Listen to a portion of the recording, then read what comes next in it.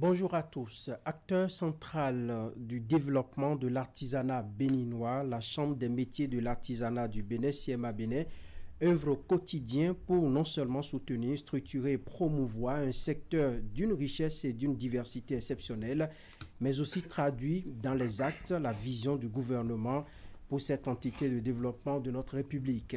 Mais quelles sont précisément ces missions? Comment s'adaptent-elles aux réalités changeantes du terrain? Et quelles sont les ambitions pour l'avenir de l'artisanat au Bénin? Pour répondre à ces différentes questions essentielles, nous recevons ce matin Soufianou Imborou. Il est le président de la dite chambre avec qui nous allons passer une bonne soixantaine de minutes. Monsieur le Président, bonjour. Bonjour, monsieur le journaliste. Merci d'accepter notre invitation. Chers téléspectateurs, bonjour à vous et merci de nous choisir pour passer votre matinée dominicale. Pour ce nouvel exercice, je suis comme tous les dimanches avec Eric Guédenon. Eric, bonjour. Bonjour à vous, Franck Arnoux, et bonjour à toutes ces personnes qui nous regardent en ce moment.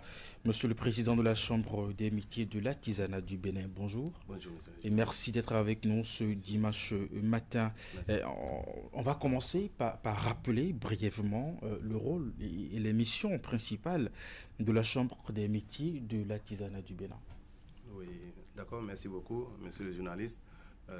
Permettez-moi d'abord de vous remercier pour l'opportunité que vous m'offrez ce matin d'être avec vous sur ce plateau.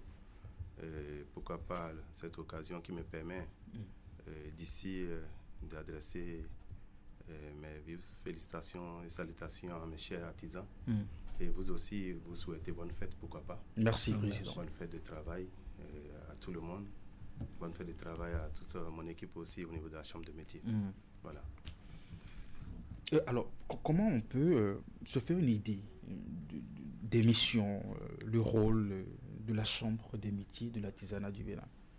Oui, bon, avant de vous parler des missions, il faut quand même que je vous parle de la Chambre de métier parce que plusieurs nous suivent à travers déjà votre émission.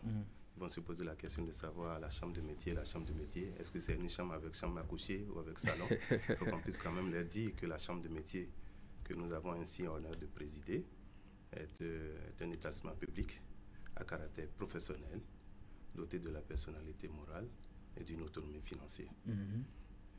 Donc cette chambre de métier, comme vous le demandez, elle est là elle joue fondamentalement un rôle de représentation, de structuration, surtout de modernisation et de la valorisation de tout le secteur de l'artisanat sur toute l'étendue du territoire national, avec nos 12 délégations départementales qui se représentent comme des points focaux, avec les élus consulaires notamment que nous représentons, 80 élus consulaires, avec un bureau exécutif de ses membres. Donc voilà un peu ce que nous pouvons dire de la Chambre de métier de l'artisanat. En ce qui concerne votre principale question en termes de mission et consorts, nous sommes là quand même en tant que Chambre de métier. Comme je l'ai dit à l'entame, les missions fondamentales, c'est une mission d'identification, d'enregistrement des artisans dans le registre des métiers, pouvant leur permettre d'obtenir la carte professionnelle d'artisan. Donc c'est l'une de nos missions. Et également, appui conseil, le développement surtout de la formation professionnelle et de l'apprentissage. Donc en quelques trucs là, ce que nous pouvons dire en termes de mission de la Chambre de métier de l'artisanat. Alors, on n'était pas habitué à ce sigle, le CMA. Comment en est-on arrivé à cette nouvelle structuration, cette charpente que nous avons aujourd'hui? Ah oui, ça c'est une belle histoire. Et aujourd'hui, l'appellation que nous avons, la Chambre de métier de l'artisanat, permettez-moi, chers journalistes, de vous dire que c'est parti d'une volonté gouvernementale. C'est parti d'une volonté gouvernementale et nous saluons au passage le chef de l'État qui a bien voulu donner tout ce qu'il faut en termes de valorisation au secteur de l'artisanat à travers la création de cette chambre de métier qu'entre-temps avait une autre dénomination. Mais avant d'en arriver là, un recensement national a été lancé. Un recensement national à travers toute l'étendue du territoire national. C'était en quelle année? En 2016. En 2017 également, un second recensement parce qu'on a eu le RNA 1 et le RNA 2. Et ce sont les résultats, pour nous dire les résultats de ces recensements ont permis quand même d'élaborer un fichier électoral. Des artisans. Hein. Un fichier électoral des artisans, parce que le recensement était focalisé spécifiquement sur les artisans. On y trouve tout le monde? Vous dites? On y trouve tout le monde, menuisier, oui, couturier. tout à fait, on a tout le monde. Et bon, donc ces résultats ont permis quand même d'avoir un fichier électoral. Et là également, comme une innovation dans le secteur de l'artisanat, c'était une première fois dans l'histoire du secteur de l'artisanat. Ce fichier a été confié à la Commission électorale nationale autonome, la CENA, pour une première fois, afin d'organiser les élections consulaires. Avant, ça se faisait comment? Avant, c'est juste un comité ou une commission qui s'installait, qu'on mettait en place et qui faisait le travail. Aujourd'hui, pour donner quand même la crédibilité qu'il faut à cette institution consulaire, le chef d'État a bien voulu confier ça, comme toute autre élection d'ailleurs, dans notre pays désormais. C'est la Commission électorale nationale qui organise. Donc, pour une première fois, pour nous, acteurs du secteur de l'artisanat, c'était une première dans l'histoire de notre secteur parce qu'on n'avait pas connu ça. Donc, on a été aux élections et c'est au terme de ces élections que la Chambre a été créée. Mais c'est aussi important de rappeler qu'avant tout ce processus, il a été quand même question d'abord de prendre en compte une nouvelle loi portant création de la Chambre des métiers. Et suite à cette loi, il a quand même aussi un décret d'application. Et ces deux tests nationaux, disons, tirent leur source dans le Code communautaire de l'artisanat qui est un règlement d'exécution d'office qui demandait quand même à tous les pays de procéder ainsi, de créer les chambres par une loi, et ce qui a été fait. C'est pourquoi je dis que c'est une volonté gouvernementale, parce que le Code était mis en exécution depuis 2014.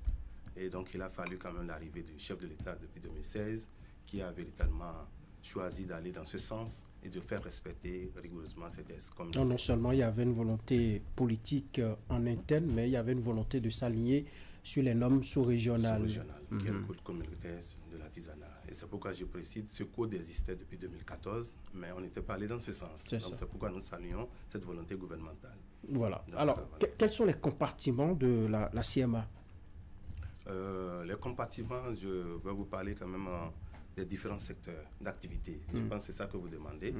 Parce que avant d'en arriver là, je vais vous rassurer, puisque c'est l'occasion d'être avec vous et de partager ça avec vous, que c'est un secteur très bien structuré.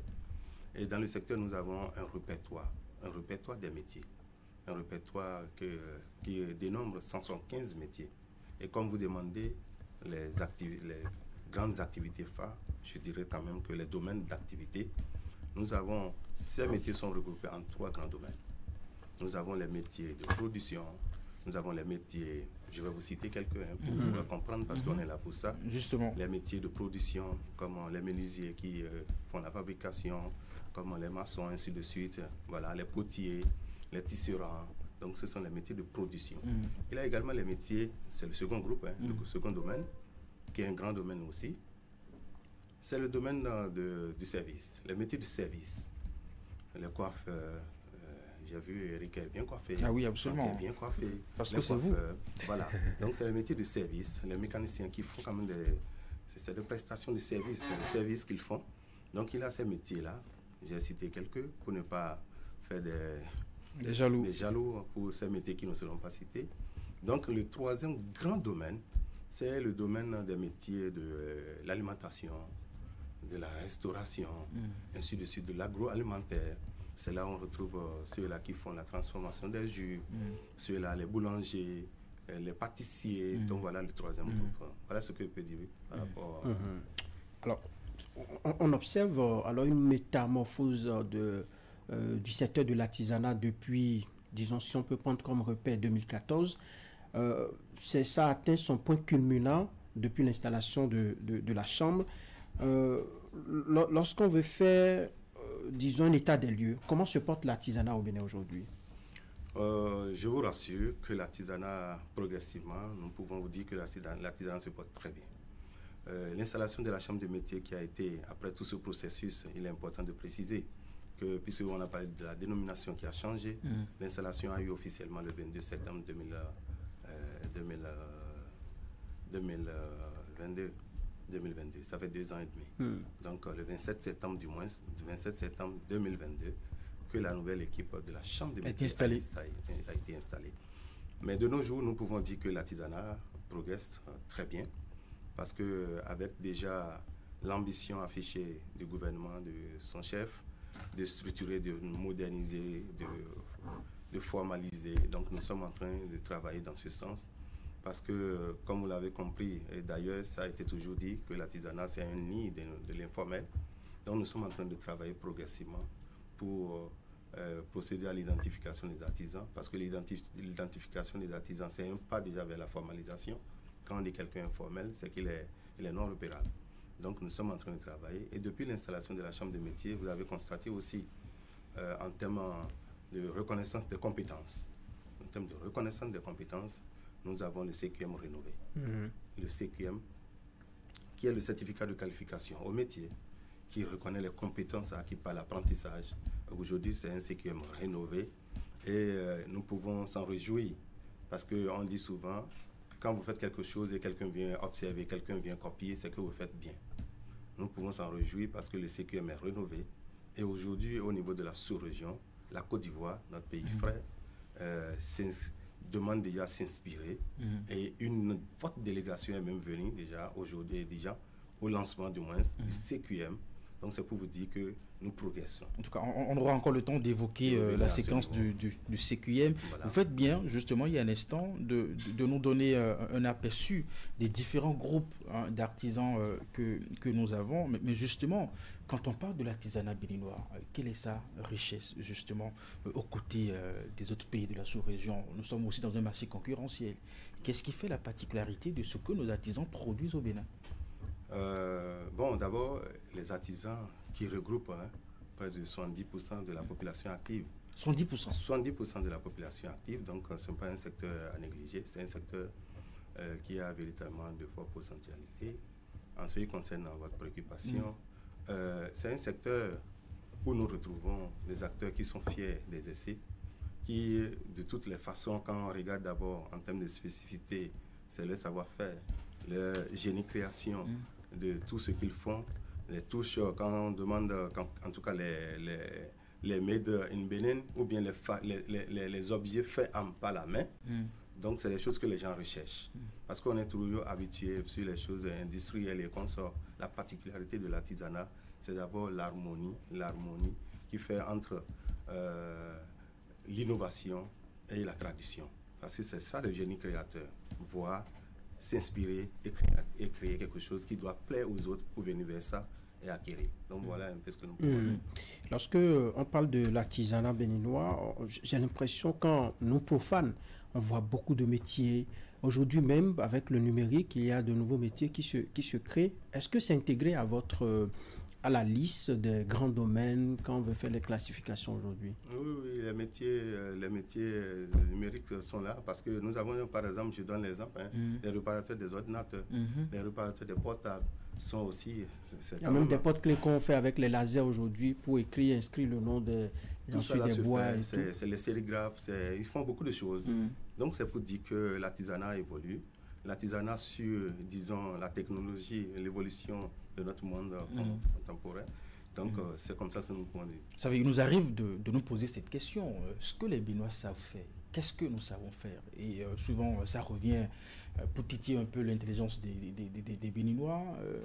On se pose la question, est-ce qu'aujourd'hui, le génie béninois commence à se matérialiser? Et parfois, on a ce regard un peu péjoratif sur ce que font les artisans. On a toujours le sentiment que c'est des gens qui ont raté leur cursus scolaire, c'est des gens qui n'ont pas pu se trouver un bon emploi et qui sont obligés de se retrouver dans ce genre d'activité. De venir bricoler. Est-ce qu'on continue toujours pas à avoir ce genre de regard sur l'artisanat? Non, aujourd'hui, la tendance est renversée complètement. Parce que nous avons parmi nos apprenants, nous avons ceux-là qui sortent de l'université, qui s'intéressent au métier. Depuis la reconnaissance, ou bien depuis le CQM rénové, disons, qui valorise les compétences acquises par l'apprentissage, les gens ont compris non seulement que ce certificat de qualification métier, c'est un diplôme au plan international qui est reconnu. Ça fait que plusieurs croient aujourd'hui à ce secteur. Donc le secteur de l'artisanat ne sont pas réservés pour ceux-là qui ont échoué. Hein, ne sont pas réservés. Hier, peut-être c'était pensé comme ça. C'était une erreur. C'était une erreur parce que on s'est focalisé dans l'enseignement général. On a eu des diplômés, des doctorants qui sont en chômage. C'était ce que les parents voulaient aussi. Voilà, les parents voulaient aussi ça. Mais aujourd'hui, les parents ont compris. Et la tendance est renversée. Parce que les parents ont compris que, en positionnant déjà ou bien en plaçant un enfant dans l'apprentissage, dans la formation professionnelle, pas apprentissage, après 2 ans, 3 ans, ça dépend du métier, celui-là peut s'auto-employer. Il s'installe déjà, il gagne sa vie. Donc, ça a changé la tendance. Plusieurs se donnent aujourd'hui. Ce que nous savons faire, c'est ça que j'ai dit, nous sommes une référence. Nous sommes une référence aujourd'hui dans l'apprentissage où le Bénin est retenu même comme une référence dans la sous-région. Et c'est parce que notre artisanat, notre secteur est devenu un secteur très dynamique. Aujourd'hui, c'est parce que notre secteur est devenu très ouvert, où plusieurs jeunes s'intéressent. Plusieurs jeunes et plusieurs croient à ce secteur. Donc pour nous, nous pouvons dire que nous avons... Alors, lorsqu'on prend le Bénin, quelle est notre particularité? Quand je prends le Burkina, vous voyez les pagnes qui viennent du Burkina sur les foires. On n'a pas besoin de vous donner des explications. Vous savez que c'est le Burkina, le Mali, je ne sais pas, le Nigeria. Ici, qu'est-ce qui fait notre particularité qu'on peut vendre et qu'aucune autre nation ne fait, qui est notre vraiment chasse gardée? Oui, comme vous l'avez dit, hein. Dans les autres pays, si on parle, vous avez donné des exemples, chez nous aussi c'est un peu pareil. Parce qu'avec le fonds, par exemple le fonds de développement de l'artisanat, nous avons eu à labelliser les produits. Aujourd'hui, quand on parle du gari sorri, là, notre gari c'est une référence.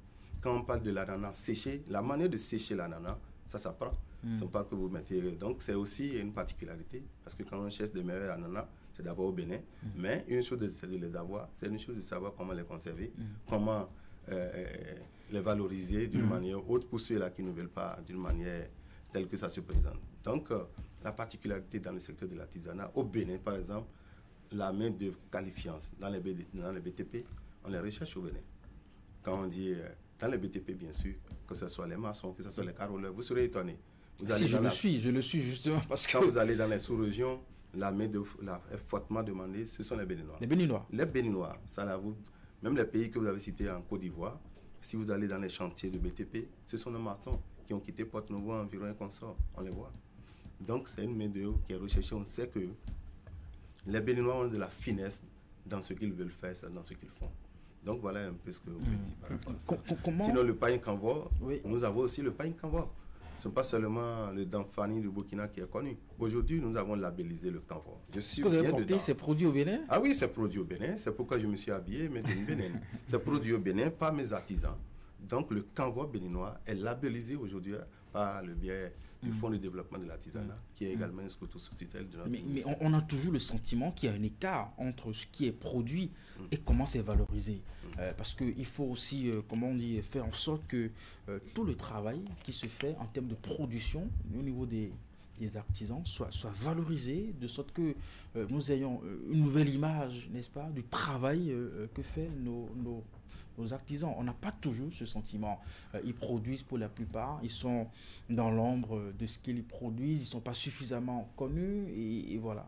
Oui, bon, ça reste encore comme un petit défi à relever, parce que ce que vous dites, c'est vrai, avec déjà la digitalisation, avec le numérique, la tendance aussi est en train d'être inversée, parce qu'il a aussi des ventes en ligne. C'est ça. Les artisans, ils avaient quand même ce problème, ce manque de savoir comment présenter les choses, et c'est la raison d'être de la Chambre de métier, de les sensibiliser à ce fait truc-là. Et pour nous, pour les amener à faire truc-là, à renverser un peu la tendance, c'est de les faire participer dans les grands rendez-vous au niveau régional, dans les participations aux foires.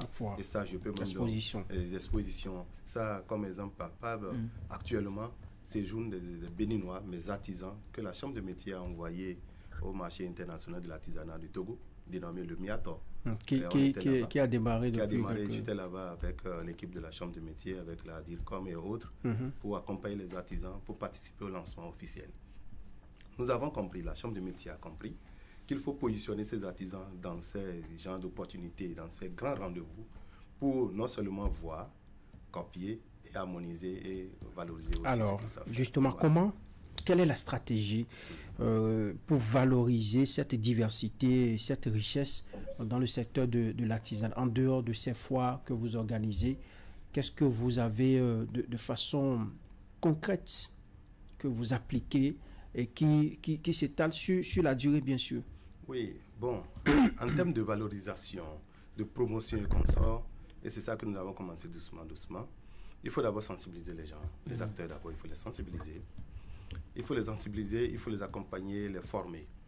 Parce que la formation, c'est une formation continue. Aujourd'hui, vous savez faire telle chose.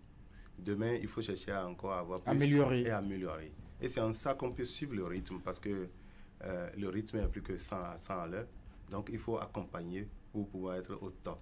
Donc, la Chambre de métier a mis un dispositif pour accompagner les artisans en termes de formation. Et la formation, ça se fait sur le besoin. Ce n'est pas que, bon, venez, nous vous formons sur telle chose. On fait un recensement d'abord en termes de sollicitation, en termes de besoins de formation. Et d'ailleurs, cette année, nous avons lancé cela à travers tous les départements.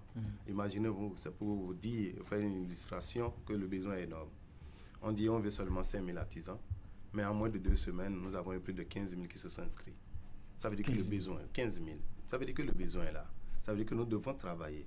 Si le besoin est là, nous devons travailler et c'est notre raison d'être. Mais ce besoin nécessite forcément de gros moyens parce que quand nous les rencontrons et que nous leur posons la question, mais ce que tu fais est très ingénieux, si tu as du talent, alors comment tu fais pour porter ça loin? Moi, j'ai pas les moyens. Tout ce que je sais faire, c'est ce que j'ai fait de moi-même. Moi, j'ai déjà produit. Bon, maintenant, j'attends d'autres ressources, d'autres financements pour que cela soit porté aussi loin que je le pense. Oui, pour finir dans l'ordre des formations, comme je l'ai dit, parce que c'est important de souligner, parce que c'est un grand acquis.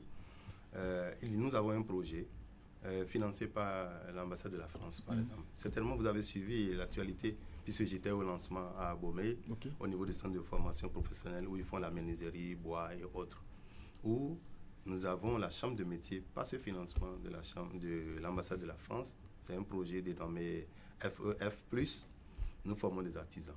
En dehors de ça, comme vous le dites, que le besoin est encore là, pour toujours accompagner les artisans, la CEMA s'est alignée pour accompagner même les centres de formation. Les centres de formation. Parce qu'aujourd'hui, il est difficile de dire, bon, peut-être accompagner tous les artisans pour leur faire obtenir ce que vous venez de dire en termes de, ils savent faire, ils veulent l'améliorer, ils n'ont pas l'équipement. Mais on ne peut pas équiper tous les artisans. Notre politique, c'est de renforcer les capacités en termes d'équipement des centres de formation où ces artisans peuvent aller en groupe pour se faire former, pour améliorer le savoir-faire. Donc la CEMA Bénin, à travers tout ce qui se fait déjà, vous pouvez investiguer, voir, c'est la réalité. Ces centres existent déjà? Les centres ont été identifiés. Certains métiers ont été ciblés. Et autour de ces centres, nous envoyons des artisans. Nous avons fait des contrats avec ces centres. Ces centres qui nous ont dit qu'ils ont également des besoins en termes d'équipement pour pouvoir répondre à la demande que nous avons. Et la CEMA les a accompagnés en termes d'équipement avant d'envoyer même ces artisans par région. Voilà, en termes de formation, quels sont les besoins les plus pressants exprimés qui sont pris en compte aujourd'hui? Bon, en termes de formation, la formation, comme c'est une formation continue, je peux vous donner par exemple, maintenant, parce que je parle des centres, nous avons identifié un centre de formation sur la menuiserie aluminium, à Dogbo. Aluminium. Aluminium, bien sûr. Comme vous les appelez, les vitriers, consorts. Les vitriers, consorts. Donc c'est à Dogbo, on a pu identifier un centre professionnel, disons équipé, mais qui avait besoin aussi d'être accompagné. On était obligé de retenir ce centre et autour des environs, le recensement a été fait des artisans pour les envoyer vers là-bas. Et c'est eux-mêmes qui ont exprimé leurs besoins. Je ne peux pas garder les thèmes parce que les thèmes sont spécifiques à chaque métier et à chaque centre. C'est comme je retiens, j'ai parlé d'Abomey, le centre de formation professionnelle d'Abomey, où ils font les travaux de bois. C'est là où nous avons retenu, parce que là, ça me vient à la tête. Les artisans ont demandé qu'on les forme, par exemple, sur les escaliers tournant comme nous voyons en béton là, avec du bois. Du bois. Oui. C'est très compliqué à faire. Nous avons même cherché d'abord, et finalement, c'est là que nous avons retrouvé. Et les artisans ont été envoyés là-bas. Et on a retenu même là, avec l'équipe de l'ambassade de France pour aller même faire le lancement officiel. Ok. Donc c'est pour vous dire ce qui se fait pour accompagner véritablement. Alors, le président est-il un artisan de formation? Vous êtes dans quel domaine, vous? Oui, je suis un artisan. Si je ne suis pas artisan, je ne pourrais pas représenter les artisans. Comme je l'ai dit, la chambre de métier de l'artisanat, c'est une chambre des artisans. D'abord. Gérée par les artisans, pour les artisans. Donc je suis un artisan. Je suis dans le domaine de l'automobile, mais précisément sur les réparations des pompes à injection. Donc nous travaillons avec des machines. Ça, par exemple, ça demande beaucoup de moyens pour installer, pour avoir connu votre centre un peu à Parakou. C'est beaucoup de machines. Oui, c'est beaucoup de machines que nous dénommons du moins les bancs d'essai. Ce sont des machines de précision qui nous permettent quand même de faire le travail. C'est vrai, c'est beaucoup de moyens. Mais bon, plusieurs sont installés aujourd'hui. Hier, si on était quelques-uns, mais aujourd'hui, il y a plusieurs. Et également, dans ce métier a été retenu parmi les métiers ciblés. Parce que notre pays étant un pays de transit, un pays côtier, un pays de potier. Donc, vraiment, il a le métier de transport qui est développé. Et quand on parle de pompe à injection, c'est un peu ça. Donc, les acteurs ont exprimé tellement leur besoin de se faire renforcer. Vous savez, vous avez parlé de mon centre, vous avez parlé des équipements. Oui, bien sûr, mais les spécificités qu'ils ont demandées pour être formés dans ce sens, nous avons cherché, on n'a même pas eu des formateurs qui pourront répondre à cette formation. On était obligé de chercher un peu dans la sous-région. C'est à Lomé nous avons trouvé. Des formateurs. Des formateurs, parce que ce qu'ils ont demandé sur les histoires de Common Rail, sur les trucs électroniques, parce qu'aujourd'hui, vous savez, l'électronique prend le dessus. Oui, il y a des motos électriques, des voitures électriques. Donc voilà, ils ont demandé ça. Donc c'est au Togo que nous sommes arrivés à trouver des formateurs. Alors, monsieur le président de la Chambre des métiers de l'artisanat du Bénin, où est-ce que la CMA trouve de l'argent pour faire tout cela? Waouh. Ce que vous dites, j'ai tantôt, et ça je peux le dire avec beaucoup de fierté. Les artisans cotisent? Avec beaucoup de fierté, je peux le dire. D'abord, étant un établissement public, nous bénéficions d'une subvention. De l'État? De l'État. C'est annuel? Oui, c'est annuel. Je vais en arriver là. D'une subvention de l'État, et comme pas avant, maintenant, excusez-moi, ce n'est pas comme le passé. Actuellement, nous avons une subvention qui véritablement représente vraiment une subvention. Ça représente quelque chose, quoi. Ça représente quelque chose, parce que ce n'est pas négligeable. Ça, il faut saluer. Quand c'est bon, c'est Dites-nous bon. La cagnotte. Non, la cagnotte, est-ce que j'ai besoin de dire ça pour ne pas faire de jaloux? Donc, nous avons une subvention, une dotation. C'est de l'argent public, on peut le déclarer sans souci. Oui, bon, comme vous voulez. Vous recevez combien de la part de l'État? Comme vous voulez bien. Le problème ne se pose pas, c'est vrai, il n'a rien même à cacher, parce que quand les efforts se font, il faut le dire. Nous savons d'où on a quitté, là où nous sommes et là où nous envisageons aller. Quand c'est bon, il faut le dire. Vous savez, nous avons une dotation d'1,5 milliard, autour d'1,5 milliard. Mais la CEMA, c'est là où ça va vous étonner. La CEMA a été très audacieuse. Nous avons fait un plan de travail annuel de 5 milliards. Où est-ce que la CEMA trouve son argent? Pour le reste. Pour le reste. Est-ce qu'il faut trouver encore 4 à 3 milliards? Nous avons la mobilisation des ressources propres. Nous avons la mobilisation des ressources propres parce qu'en parlant des délivrances de cartes professionnelles, ça doit nécessairement faire entrer de l'argent. En ouvrant un registre de métiers, ça va faire entrer de l'argent. En délivrant les certificats ou bien les titres de maître artisan et consorts, ça va faire entrer de l'argent. En organisant le certificat de qualification au métier, parce qu'il a des droits d'inscription pour participer, pour aller à cet examen, ça mobilise des ressources. Voilà un peu ce que nous pouvons dire. Une partie va au trésor, une partie au niveau de la CMA, c'est ça? Bon, sans oublier, il faut que je finisse d'abord, sans oublier les partenaires aussi qui croient en nous aujourd'hui, qui croient en nous. J'ai parlé de l'exemple de l'ambassade de France. Il a Suisse Contact qui est là, il a la coopération suisse, il a SNV. Tous ceux-là sont des partenaires déjà qui se sont positionnés, avec qui nous avons signé des protocoles d'accord de partenariat sur des activités données et ces partenaires sont prêts à y mettre de l'argent. C'est pour dire que la CEMA avance. Alors, Monsieur le Président, quand un artisan produit, il lui faut un marché de consommation. Là, j'en viens sur la question du consommant local. Est-ce qu'aujourd'hui, les Béninois consomment ce que nos artisans produisent?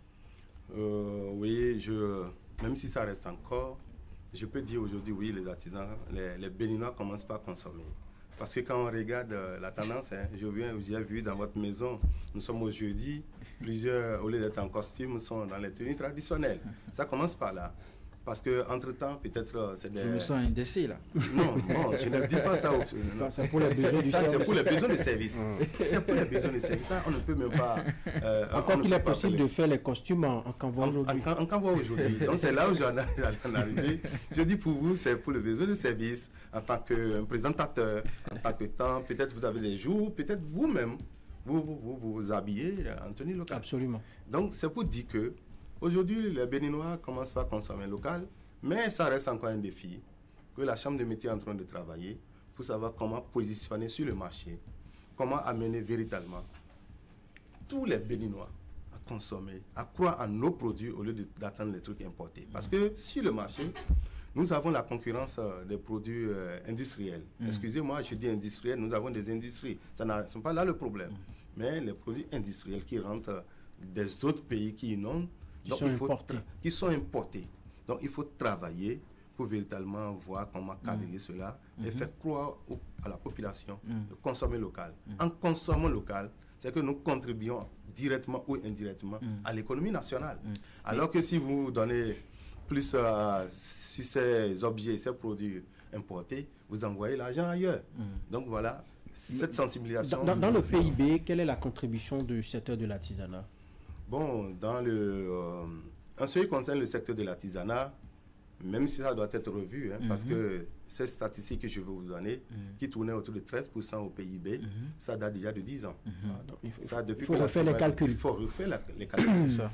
Parce que quand vous regardez, chers amis journalistes, vous regardez les entreprises artisanales, sont un peu partout. C'est vrai. Dans nos rues, vous avez des entreprises, des petites, des mini, des micro-entreprises artisanales sont installées.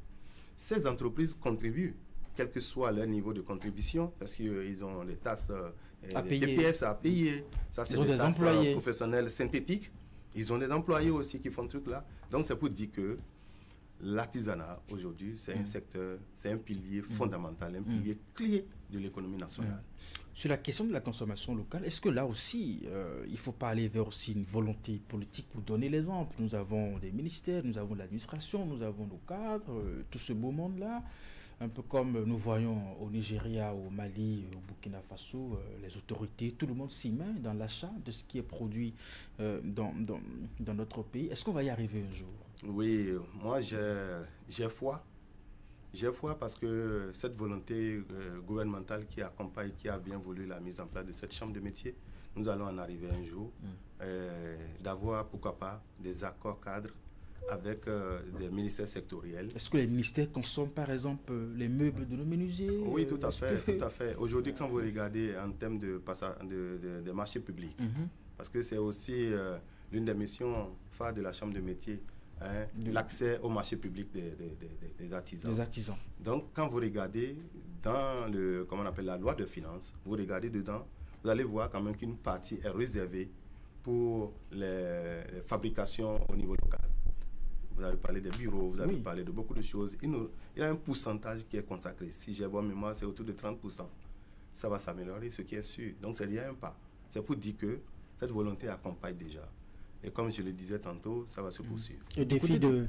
Oui, allez-y. Le défi de la formation, le défi des débouchés, de l'écoulement des produits, mais le défi également de la protection de ce que produisent les artisans. Parce qu'il est facile aujourd'hui, vous sortez un produit aujourd'hui, le lendemain, on copie, et on vend enfin, moins de qualité que ce que vous avez fait vous, et on écoute ça rapidement pour tuer vos efforts.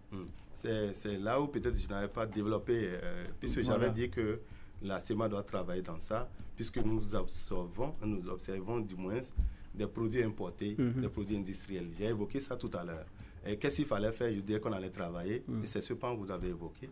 Nous devons travailler pour encadrer, pour sécuriser nos œuvres. Et déjà, ça a commencé déjà pour sécuriser les œuvres, il faut d'abord labelliser ces œuvres.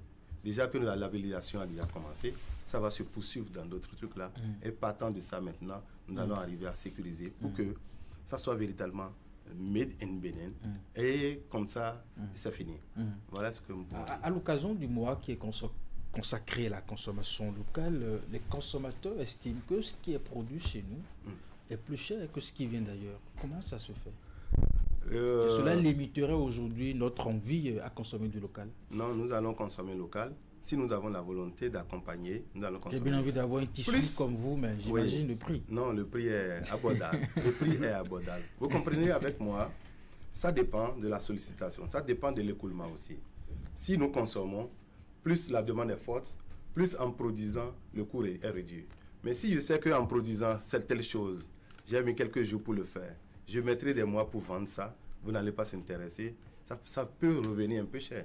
Mais déjà, si la volonté est accompagnée et tout le monde comprend que en consommant local, nous contribuons à l'économie et on sensibilise et tout le monde va vers ça, vers nos produits made in Bénin, vous allez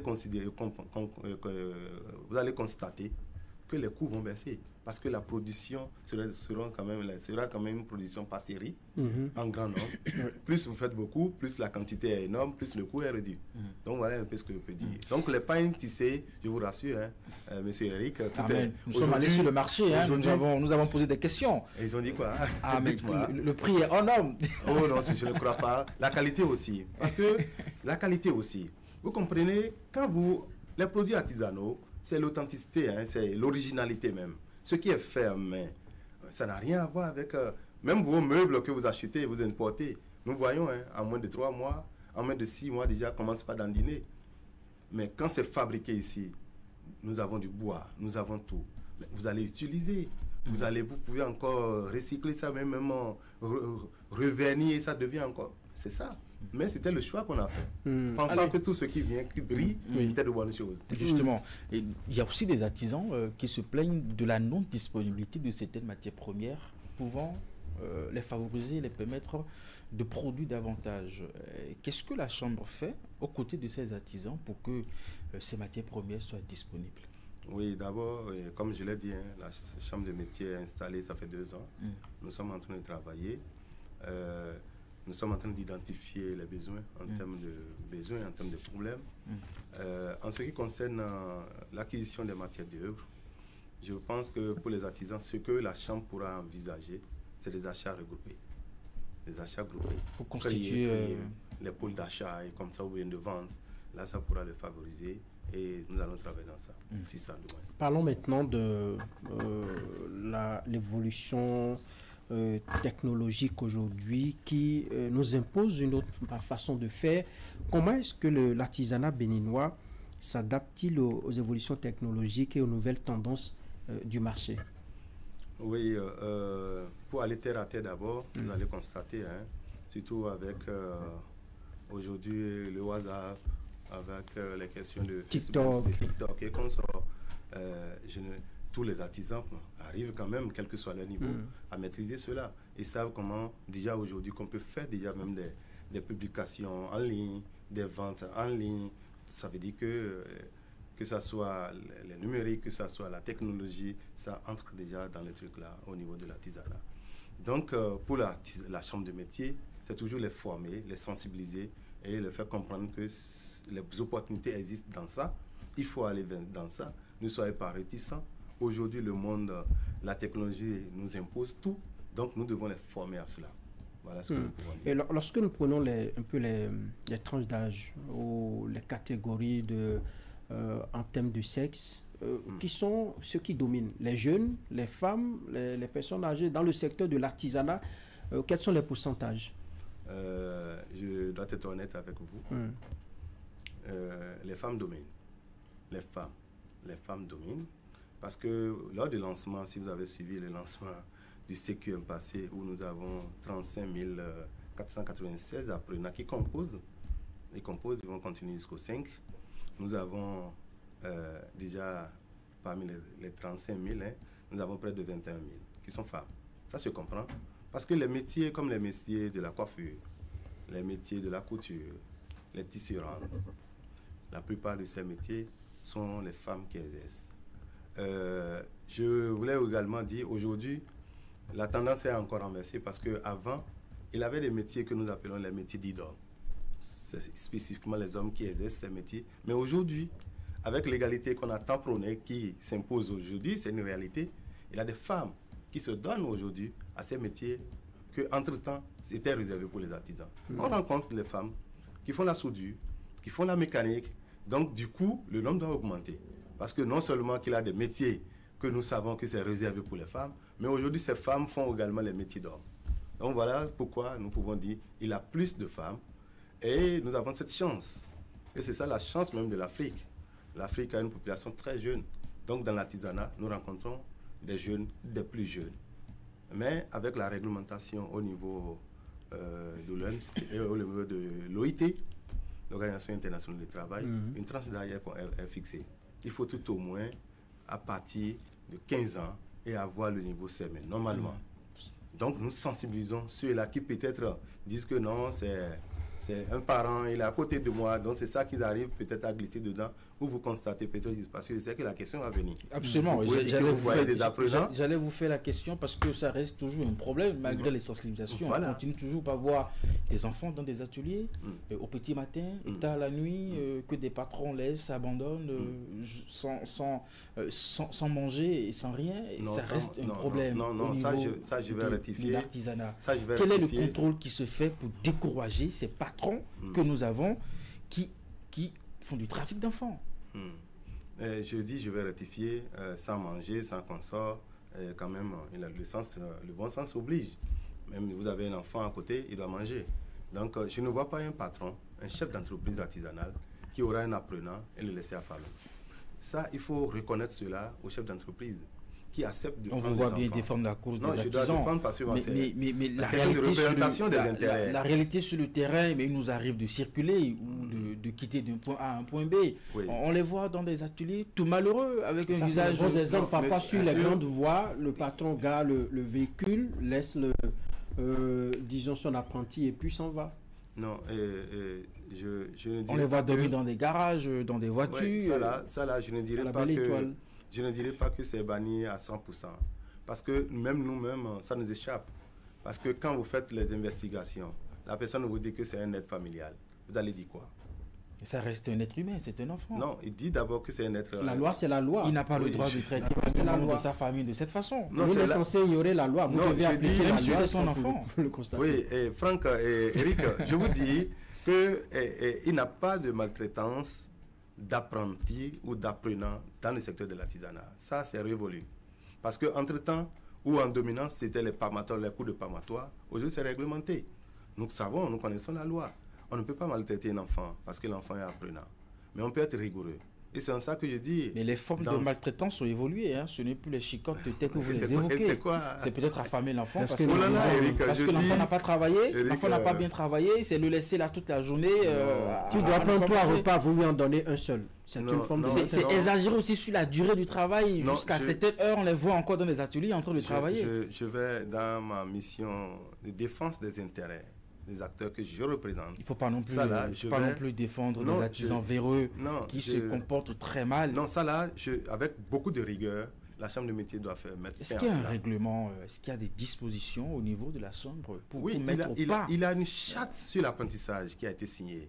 Cette charte doit être connue par tout le monde. Nous devons sensibiliser les artisans pour faire connaître le contenu de cette charte sur l'apprentissage. Donc, c'est pourquoi il dit, je ne défends pas pour défendre. Il faut aussi mettre des numéros verts à notre disposition. On pourra saisir la chambre pour vous signaler ces cas. Je mentionne ça comme parce qu'ils sont nos voisins, ces ateliers, nous les avons à côté de nos maisons. Tout à fait. C'est pourquoi il dit, la chambre vient d'être installée.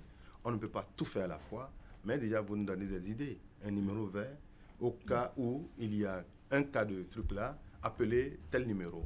La chambre va agir. La chambre doit agir parce que la chambre est là pour ça. Donc, de toutes les façons, ça va. Allez, au plan international, sous-régional, quels sont les marchés les plus ouverts aux produits béninois? Les marchés, nous avons le CIAO, parce qu'au Burkina, nous avons Miatok, que j'ai dit, nous avons Safam au Niger. Nous avons également les foires que nous organisons ici et nous voyons comment les étrangers défilent et ils viennent. Le Salon national de l'artisanat. Bientôt, nous allons vous inviter à venir pour le salon à partir du 8 au 17 août prochain le salon national va s'ouvrir. Donc, ce sont des opportunités pour les artisans. La Chine, les États-Unis, la France, le Japon, ce n'est pas des marchés que vous explorez déjà? Oui, ce sont les marchés que les artisans individuellement le font. Que ce n'est pas la chambre forcément qui les positionne au niveau de ces marchés pour faire truc. Vous attendez quoi pour le faire? Non, je dis 2 ans, avec déjà ce que nous avons dit. 2 ans, c'est beaucoup. 2 ans, c'est beaucoup, mais c'est peu pour une institution quand nous sommes à côté d'autres institutions consulaires qui ont déjà 100 ans. C'est les moyens qui manquent. 100 ans, 120 ans. Vous n'avez pas, il y a quand même assez de produits que vous pouvez valoriser sur ces marchés.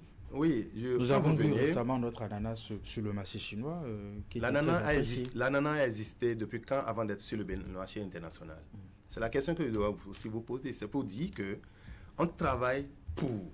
Mais ce n'est pas un truc du jour au lendemain, on saute là-dessus. Il faut d'abord faire les investigations. Il faut d'abord faire tout ce qu'il faut avant de pouvoir faire ce truc-là et lancer. Nous disons 2 ans, ce n'est pas beaucoup. 2 ans, ce n'est pas peu, selon vous. Mais il faut d'abord une année d'installation, une année deux. Donc nous allons y arriver. C'est pourquoi il dit l'ananas, ça a mis du temps avant d'être là. Mais nous ne mettrons pas autant de temps, si vous me permettez de répéter, de faire une tautologie. On ne va pas mettre tellement de temps avant d'aligner les produits artisanaux sur les marchés chinois, sur les marchés tendants. Je dis que ces produits vont sur ces marchés, mais les artisans s'organisent individuellement. Ce que je n'ai pas fait au niveau de la chambre, je ne dirais pas que bon, voilà. Mais en termes de formation, nous envoyons des artisans au-delà même de ces pays que j'ai cités, Bénin, Togo et consorts. Nous envoyons des artisans au Maroc. Un groupe d'artisans doit voyager pour le Maroc là maintenant, le 20 de ce mois prochain. C'est pour vous dire que nous en Turquie, nous les envoyons. Déjà en 2 ans, nous avons pu faire ça et nous faisons. Donc c'est pour vous dire que nous sommes en train Comment vous les sélectionnez, ceux qui voyagent souvent? Oui, vous avez, j'ai parlé des points focaux. Les points focaux, nous avons les délégations départementales. Nous avons une chance pour le secteur de l'artisanat, ou même dans les communes, nous avons des représentations, les organisations professionnelles. Ça veut dire que dans ton quartier, nous savons quel artisan est là, ce qu'il fait, et ainsi de suite.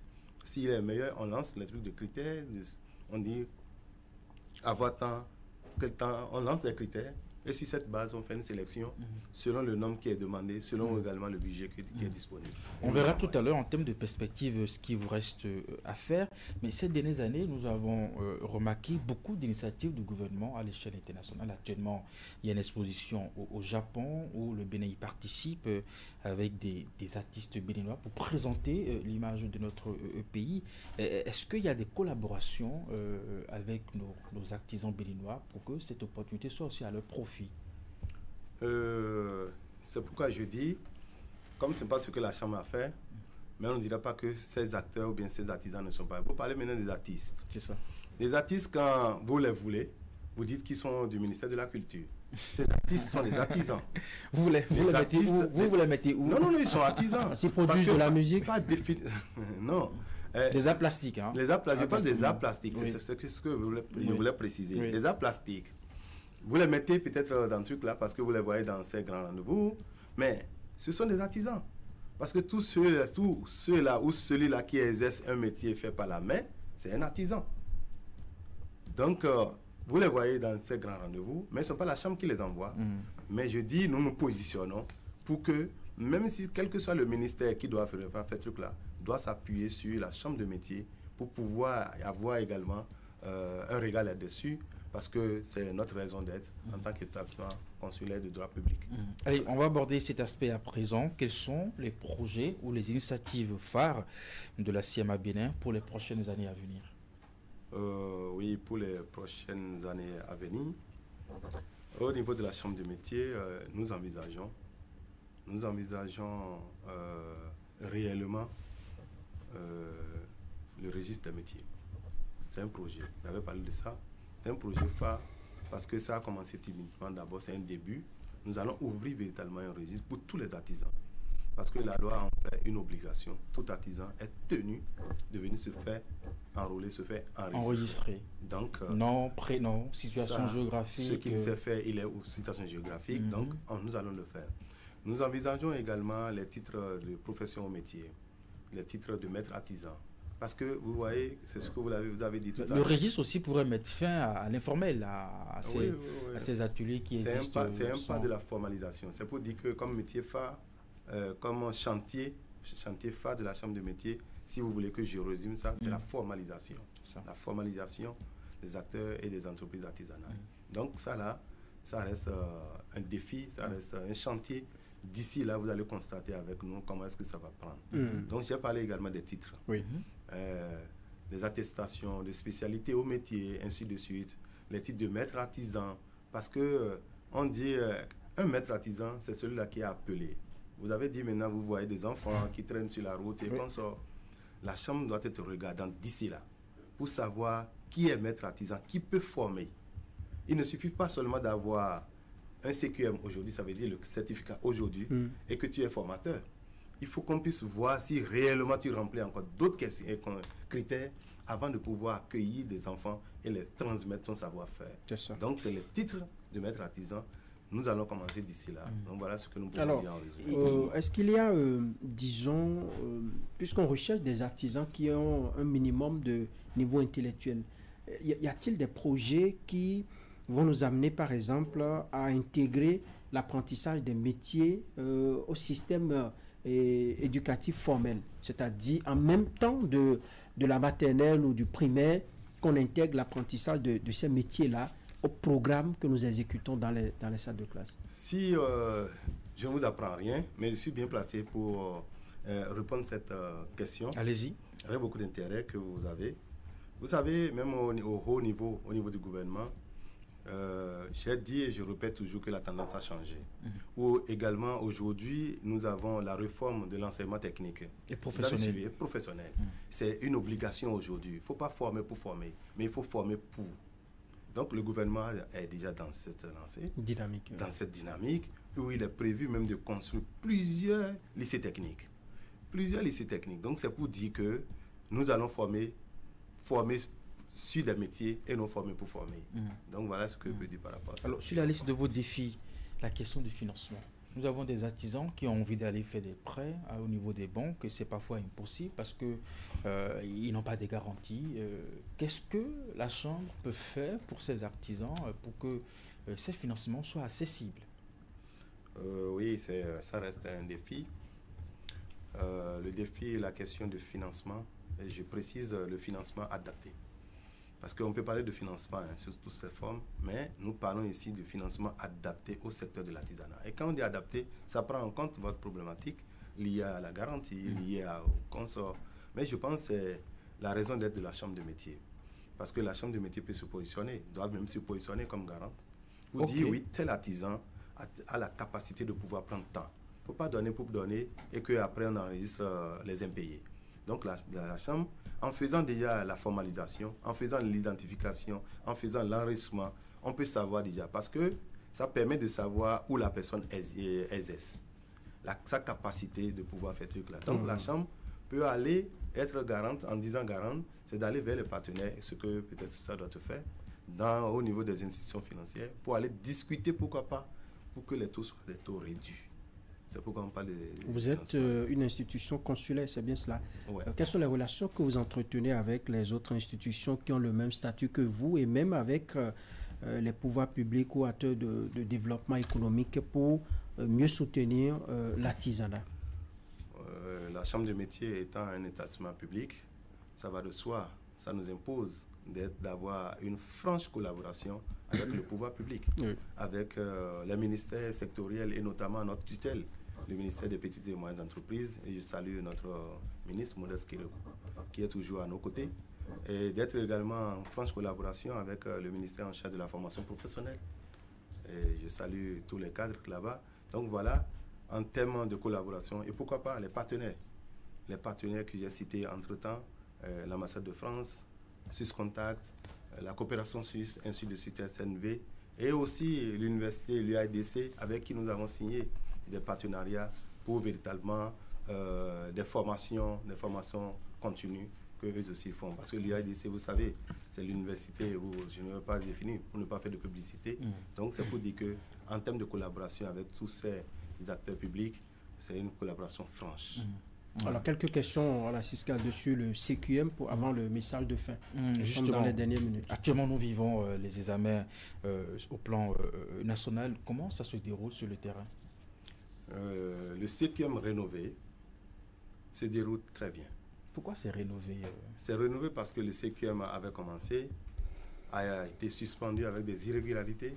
Aujourd'hui, ça a été rénové en confiant cette organisation à la Chambre de métier, qui est une institution publique à caractère professionnel, qui est un bras opérationnel de l'État pour la certification des artisans. Donc c'est rénové parce que dans le processus de l'organisation, ça ne se passe pas comme avant. Pas tant de l'inscription, pas tant des épreuves, pas tant des membres de jury, pas tant de tout. C'est un CQM rénové, c'est un CQM qui assure tout le monde, tous les partenaires. Donc c'est ce que nous pouvons dire par rapport au CQM. Et maintenant, si vous avez peut-être... Et comment maintenant les examens se déroulent depuis le lundi, ça a commencé? Oui, les examens, étant donné que nous avons 8 branches d'activité, nous avons reparti ces branches en tenant compte des jours, pour ne pas dire que les 35 000 candidats, parce qu'il y a la phase orale et la phase pratique. Donc c'est un examen spécifique. Et c'est un examen, le seul examen au Bénin, où nous avons l'occasion de passer ça 2 fois l'an, en avril et en octobre. Si vous posez la question de savoir, c'est parce qu'on ne sait pas quand l'apprenti rentre, quand il doit sortir. S'il faut dire qu'il faut rentrer en début d'année, à la fin d'année, d'autres finissent, ils risquent même de finir leur contrat d'apprentissage et être en attente pendant 1 an. Donc c'est le seul examen qu'on organise 2 fois. Donc il y a certaines branches qui composent le premier jour, d'autres le deuxième jour, ainsi de suite. Ça permet d'accorder plus de temps aux artisans de faire l'oral et surtout la pratique qui prend un peu plus de temps. Voilà un peu comment ça s'organise. Et l'évaluation, ça se fera comment? Oui, l'évaluation, c'est ça que j'ai dit avant de faire ce truc-là. Il y a des concepteurs d'épreuves qui conçoivent des épreuves sous l'égide de la Chambre de métier. Sous l'égide de la Chambre de métier, les centres sont identifiés, les sites de composition sont répertoriés, près de 1441 sites de composition. Et les membres du jury seront là. Donc tout cela, il y a des jurys d'administration, il y a des jurys de correction. C'est vraiment une grosse machine qui est lancée. Lorsque vous avez le CQM aujourd'hui, vous pouvez les IB dans tous les pays du monde? Oui, j'ai dit ça à l'entame. J'ai dit le CQM, c'est ça d'ailleurs qui permet également aux jeunes aujourd'hui de venir vers le secteur de l'artisanat parce que ils auront un parchemin. Tu peux passer le CQM? Il faut apprendre d'abord, c'est pourquoi il faut apprendre d'abord un métier. C'est ça, hein, il faut apprendre d'abord un métier. Il faut faire d'abord un métier, apprendre un métier avant de passer le CQM. Et le CQM, le certificat de qualification au métier, c'est un diplôme reconnu par l'État et au plan international. C'est ça. Voilà, ça rassure tout le monde. Voilà. Imoro Sofiano, président de la Chambre des métiers de l'artisanat du Bénin, c'est notre invité de ce dimanche. Merci de nous avoir éclairé sur beaucoup de points qui concernent la CMA, mais également le secteur de l'artisanat. Vous allez maintenant nous dire votre mot de fin, une adresse à l'endroit des artisans qui vous suivent en ce moment pour clôturer cette émission. Une fois encore, je tiens d'abord à vous remercier M. Franck, M. Eric, remercier tous ceux-là qui ont pris le temps de nous écouter, de nous suivre. Profiter également d'ici, souhaiter bonne fête à tous mes artisans, bonne fête à tous les travailleurs de notre pays. Grâce à eux, notre économie bouge et notre économie va avancer.